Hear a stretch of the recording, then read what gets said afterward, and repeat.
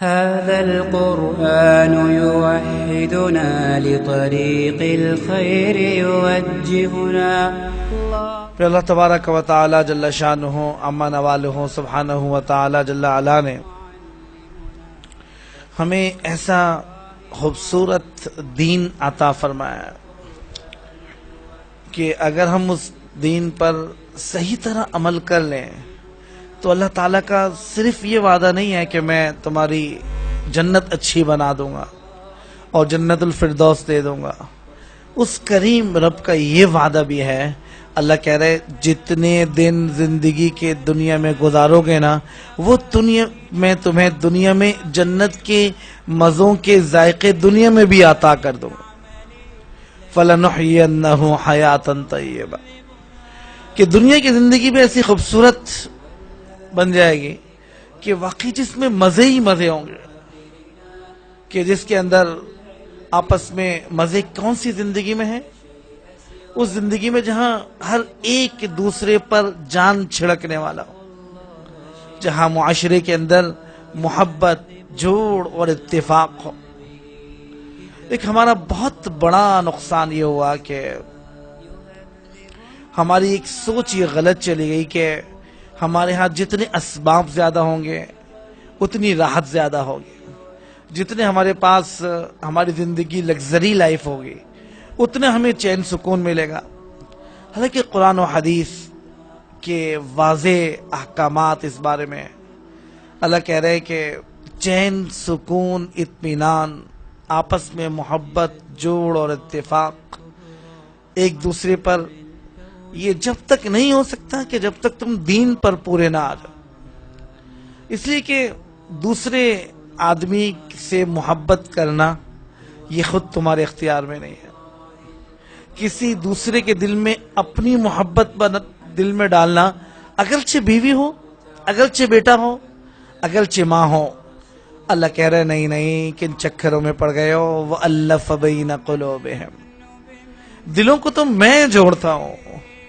لو انفقتا، کیا خوبصورت ترین آیت ہے.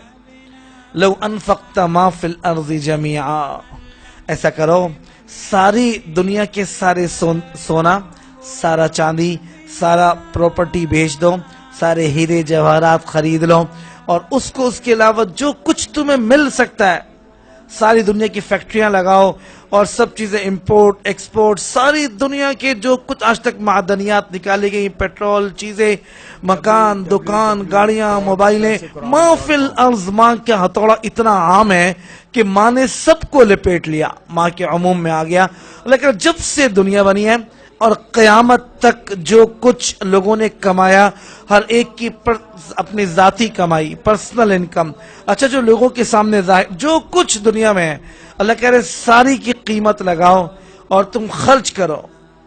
جمیعا ما الفت بین قلوبہم، تم اے میرے نبی آپ ان کے دلوں کو نہیں جوڑ سکتے تھے، وہ تو اللہ ہے. اللہ الف بینہم، جو آپس میں دلوں کو ایسا جوڑتا ہے یہ اللہ ہی کی طاقت سے ہوتا ہے، نہیں تو لوگ آپس میں محبت کو پیدا نہیں کر سکتے. انہ عزیز حکیم، اللہ پھر جوڑ دے تو اللہ کہہ رہا ہے میں دیکھتا ہوں اور میں غالب قوت والا ہوں، دیکھتا ہوں، حکیم ہوں کہ کس نے میری کتنی باتوں کو پورا کیا جب دلوں کو جوڑوں گا. نہیں تو سچ یہ ہے کہ ہمارے پاس دارالفتہ میں روزانہ کوئی 20 سال ہو گئے شادی کو، 30 سال ہو گئے شادی کو، حیرت ہوتی ہے کہ مفتی صاحب اب مزاج نہیں مل رہا. ارے بھائی 20 سال ہو گئے، بیٹیاں بیٹے جوان ہو گئے اور ابھی تک نواسے نواسیاں پوتے پوتیاں ہو گئے. سچ بات یہ آیت آ کر ایسے میرے سامنے آ جاتی ہے. اللہ کہہ رہے تم نے کیا سمجھا ہے کہ نکاح سے رشتہ جوڑتا ہے؟ تم نے کیا سمجھا ہے کہ دل پیسے سے خریدے جاتے ہیں؟ ارے وَلَٰكِنَّ اللَّهَ أَلَّفَ بَيْنَهُمْ، یہ میں ہوں جو لوگوں کے دل جوڑتا ہوں. تم مجھ سے جڑ جاؤ، میں لوگوں کو تم سے جوڑ دوں گا. لیکن ہم نے ان چیزوں کو سوچا ہی نہیں. ہم نے کہا کہ غلط چیزوں میں جس طرح غیروں کے طریقے، نافرمانوں کے اس پہ چلے گئے کہ اچھا بھائی ہماری عزت ہوگی چیزوں سے، مکانوں سے، گاڑیوں سے، اور لگژری لائف سے، اور پردوں سے، اور ڈنر سیٹ سے، اور ڈیکوریشن پیسز سے، پتہ نہیں کن چیزوں سے ہوگی. اللہ کہہ رہے نہیں نہیں، تمہاری عزت میرے دین کی اختیار کرنے سے ہو.